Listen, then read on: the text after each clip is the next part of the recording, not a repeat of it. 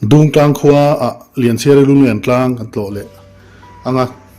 hei a dung tlang kho chunga mai hian a lian chere lung lian tlang pen naka halo oma dung tlang hi champhai tangin kilometer somruk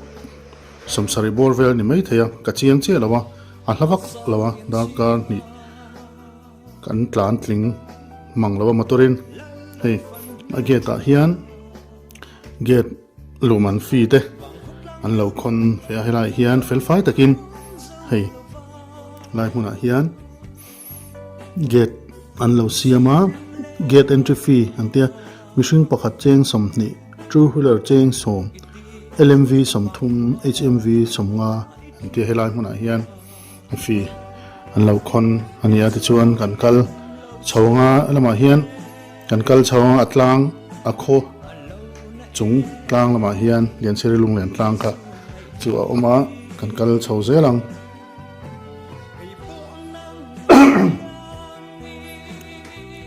lian seri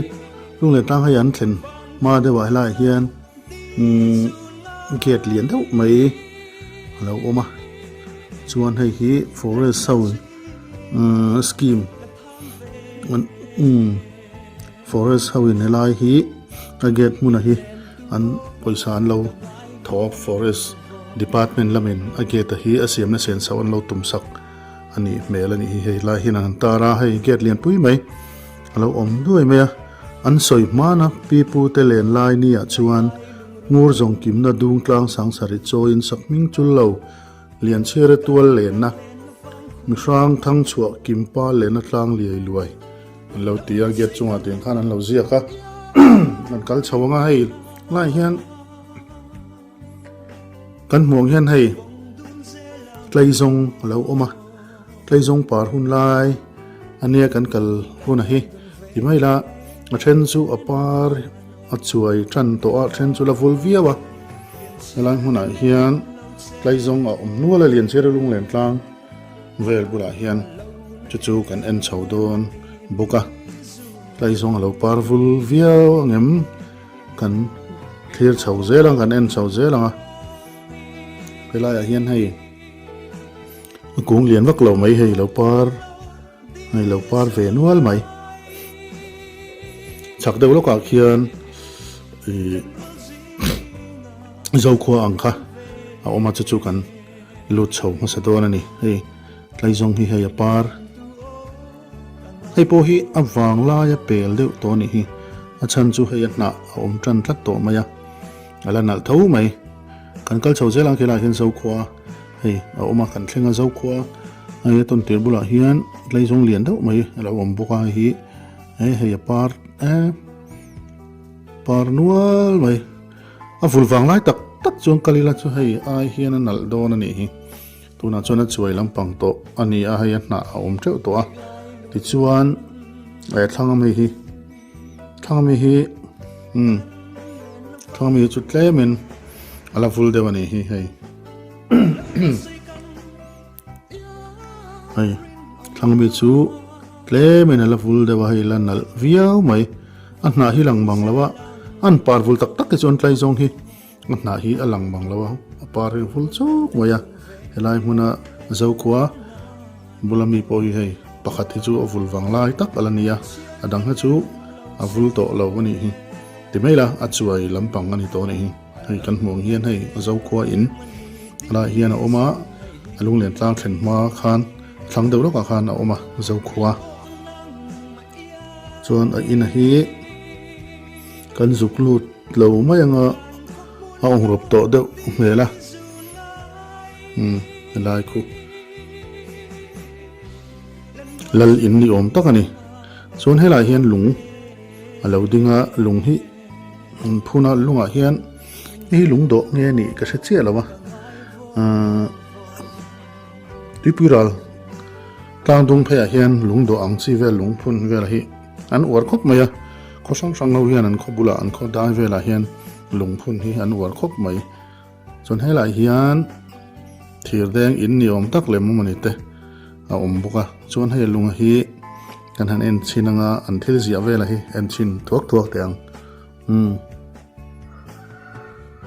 thil zia hi hei sai lim te chuan bong lem te ui lem vok lem te ani boka chuan seki lem te ngun lem te ani boka chuan hei hela hian lal pa lem ni om tak ani hei thina ora chuan vaibel petvu boka chuan akut hian fei akeng boka ni chuan abul vela hian fei lem te sakei lem te leng khan seki lem selu lem te lo in ziak boka hei hi tun ma ami te sul nu an lo zia ani bel ani chuan hei hi zolbuk ani bela asak dan style vel hi o zolbuk ani mel so lai son bobel a oma amara chu tle mana thing lo moi de hlek to chu kan lut phei lo mayang ti hian a sak de lo ka hian alung len tlang han thlen ma a chak lo ka hian a puan ta na a om boka chu kan en masado na ni helai lo ka a chak lo ka te hian a oma kan lon chawanga helai lo ka hian lian chere puan ta na omani dung tlang in sang sarilal fanu mel tha lian chere puan ta na apa ming van mui thanga am ming thang lo helai vela an chen hun la hi edi sang kha sare somnga tanga sang kha sare som ko bor velai muni nerani chuan helai hmuna en turum te athem tleng ban pani athem tui no na khuar aker tui na khuar in kam dung tlang bran suai me ten an lo tarani hei kan hmong hian lai hi lal fanu mel tha lian cheri puan ta na chu ani ti hian a hungna han siama thadewin ti hian ti chiat mai lo nan tian khan hei lai hmuna hian a puan ta na ani a hei kan clear kual kan en kual anga kan mun ma nei tam takhi chu hung lo tai lo hian a om thina ni chan chu van tlang thil mun nami kan en dan hi adang deuh lak thina chu wang chuan hung hi then ka tai chu na ngai lo thei lo thina ni tunami po hi hei a puan ta na po hi tunami kan hu teng te hi tian hung lo se lut te eng lo se chuan lut thei lut ol samte lut zung thei la chuan helai mun te hi a thil in phun te hi a om to kher lo mai the ni van tlang thil vela hi kan en dan kan mu dan hi min kan la thiam lo deuh lak ni na sia ta mun then khata hian ni kan ti che mai thina van tlang thil hi kan hum hal that via po poi mo ani ting hian kan mun ma te kan history mun poi mo teng te hi mun dang atang ten tlo tu ten kan hanin som thina khol jin hip nan te kan te story sip nan kan te tiang khan ke mani bo kian kan en kol that a kan von that hi a poi mo hle ani chu kan ti mak ngo tur po ani helai mun po hi hei an lo en kol thavio maya abul ngo veli hei ti hian dai do maya thing chu sang a oma kholum deuh lek lai pon helai mun ai chuan kal ila kan dai song kan ha dam song don ani atiang hi khol jin te poina an ha hlel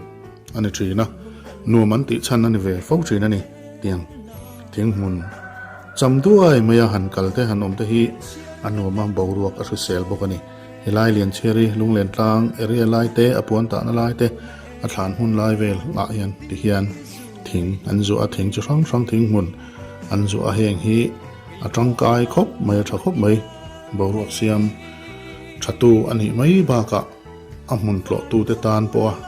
han lu chua han chol ha dam nan khan a mun lai thing mun oma hi a tangkai via bani dung tlang lampang te an ti tha khop mai helai hi an vong tha khop mai an kal chho se langa alung len tlang chu chak deuh loka khian a oma kan clear kan hoi kwal velanga lian cheri bial pa de khuwa lampang po kan en thla tura kan ngai bokani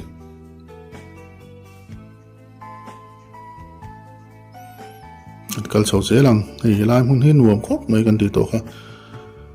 chak mai chak lok a khian ani to a lai mun hi misti sang sangin an tlo thina tin zirlai ten an zirlai bu a history a om te an hmu theina ani boka helai hi apan hi awl sam hle a kong a tha chho boka helai mun hi la hian art and culture department helai mun hi state monument a apuan na ania ti chiat le khatinga ti du da vela kha khap thlat ani ti helai a khan an lo ziak lang ani ti hian kan thleng chho ti chu ni ta der maya ei bula sira hian kan han fruit kol zuai photanga asilam tangin kan han ve tananga tiang hian ala helai mun hi theng thon wam khop mai hi lian se lung len tlang chu alung lo tol lot choka khi ania khi bula khi tlai zong lo par buka nuam don khop mai ikon thlang lama khwan islung dar te bia te not ko bung lampang te tin ko ta thlang deuh ve lampang a khwan not van lai phai te pho kan hu ni hei helai hi kan hmuang hian helai kan zoom te helai tlang pong te hi chingzol khuwa ania helai hei kuta kan ko na lai hi helai te hi chingzol khuwa lian chiri bialpa chong fianga te khuwa kha ania helai alung len tlang tang hian kho lai chingzol khuwa a khon chong fiang ha sub clear thin ani lian chiri hian tuna chuan mihring anom to lawa khuan ro san to engma om to ram hoi mai ani to ni helai a to lo ta tang hian an clear thawang wanga a bialpa chong fiang kha ngai thin em mai ni lian chiri te kha an hi si toy te han soi zawila lian chiri la chong fiang ta in nei turin an in buat sai ni ngai zong ani ngai thin em a palai te han tira ama ro chun palai te khan tumlo deuh mai khan tumlo deuh mai in thu an vai vira eng chuan anin nei thei talowa chuan chong fiang a chu mun jol kho hena pem thata dai maya lian chiri hena ngai thei em mai ni lian chiri na ngai thei em maya yang chuan anin nei thei box si lawa helai huna tang hian clear thawang wang thin ani hei tlai zong hi anal hle mai helai lung len tlang bula hian thing chu sang sang an lo phun kan ti to kha te chuan han soi chung chum leila lian cheri te kha anin nei thei talawa ei han kai toy tamai taila pongsena alo langa lian cher te khwa khan pongsena khan lian cheri kha nei tur khan abia amaro chu lian cheri khan thutiam anei ta chong fiang nen eng tipo kan om i thik don lawa i poisal lawa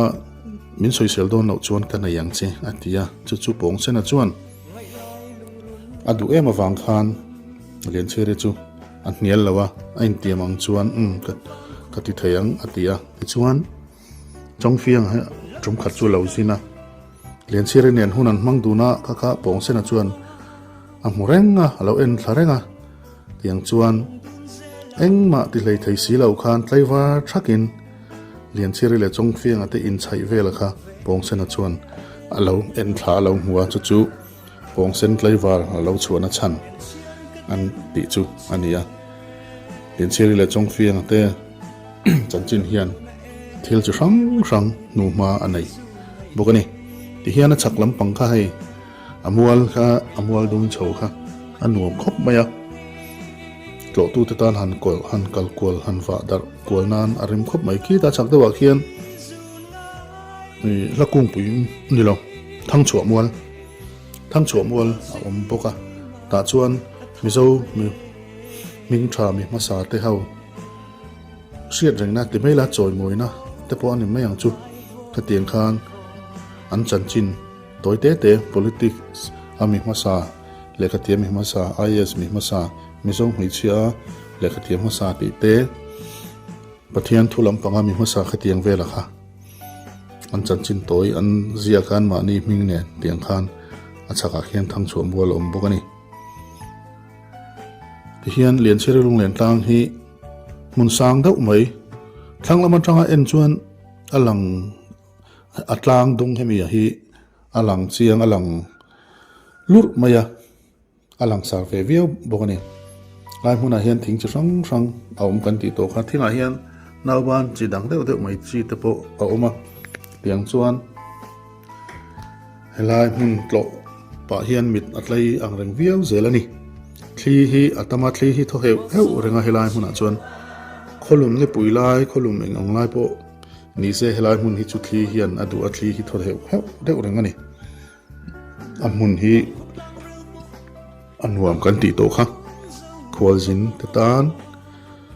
tlo man hla tur takani han hoi vel hei te hian a thoveng via maya a lang thuia chal fil tlang mom ram tlang te po helai tang hian a lang phei rui ani alung to lot alung len tlang lai kha hei te hian lung ein thua nual maya an en let leila tiang hian nichina kan soita kang khan hei abul vel hi thing mun thing chi sang thing lian deuh deuh mai thing chi sang am nual maya heng hen borok tha siama tin achak loka tlaizong an ti po ki apar wang lai ni tlaizong ta ki lo phun chau se mu ta po atinom zulanga an lo phun chawa athi nge pe chu kan threla ba tiang chuan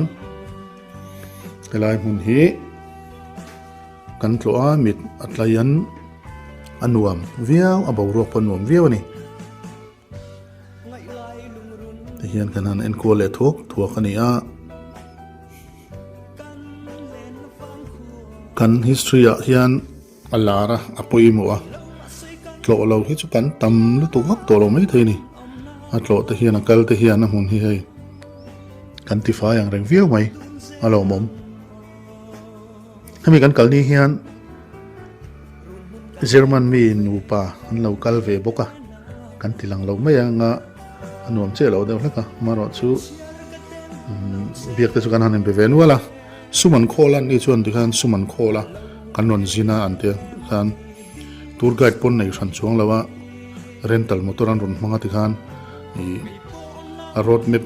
vel anon nei sa chuan an tlo tur mun vela kha anon nei sa chu a map man ron keng topa chu an rental an motor man driver kha an kalpui top tiang khan nam dang te supply neu deuh hian ti hian call zin te chu hian an ron kal thin ania tiang khan kan ram zim te hi an ron tlo wang ani an fa kom thin khop mai call zin te hi call zin te kan hip theina tur ma kan lak na sang kan chet na sang hi tran rualanga ya tin a khomi ten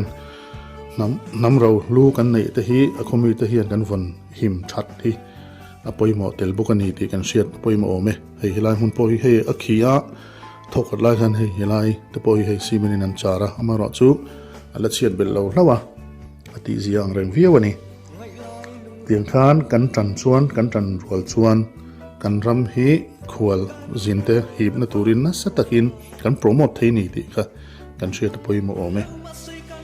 ecotourism scheme te kan han tia tiang khan kan nam ro thil aquarial a nature na te bo lo zo kan che chu po kha apoi mo ome sum ringot mai to lovin khol jin te kan hip thei dan tu a natural na a nature na aquarial om sa ti bor bang lo ba kan thiamang to kan theng to kan siam po apoi mo ome lai mun hi ti hian an ti dang lam lut tuk lo tun ma tangin lai kha tiang khan an siam ani tuna hian hei alien cherry than kan han en le anga alung len tlang thlang deuh loka khan anguka ra khan lo oma hei a ming velan ziana vela hi a lo re deuh hlek to hi kan la siam thado ne an ti a helai huna hian lian cherry khan chala tin a history deuh te mela a chan china khan soi khai le zuai la lian cherry kha helai tang khan alung leng maya anei thei to box silo chong fiang nen khan tin pong sen nen khan anin nei an lei thei bok si lawa khu tilamba kho thlang lampanga sei chuk lampanga a pem thla tiang chuan sei chuka chuan a in beng bel a ti chuan sei chuka chuan a boral zui ta ani a ti chuan sei chuka chuan a thlan te omin dung tlang mi te hian aru ro an sukla a helai hmuna hian aru ro chu an zal le ta helai hmuna hian lian chere thlan chu an siam le ta hei hi nakin a thadeu kan la ti don an tia dung tlang lampang mi te ka biakin helai hmuna hian an zala aru ro an da ani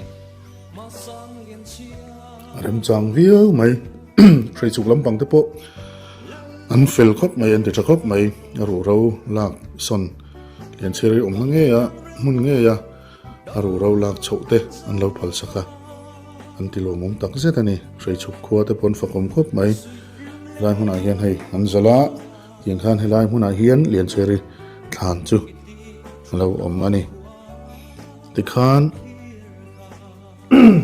lian chere ung len tlang te apuan ta na te tin a thlan te le abul ve lai kan fan na te chu kan lo du to ton nai to nga video men lo en sak zel turin kan som chawa men en sak thin tu te chunga long tu kan soi thar le boka men lo en sak zel turin kan som chawa video dang kan on ti chok zel anga men la subscribe lo ta men lo subscribe turin kan som chawa men lo thir sak zel turin kan som chawa ni tuna tan chuan kan lo du to le don to nga kanin hule hot done video danga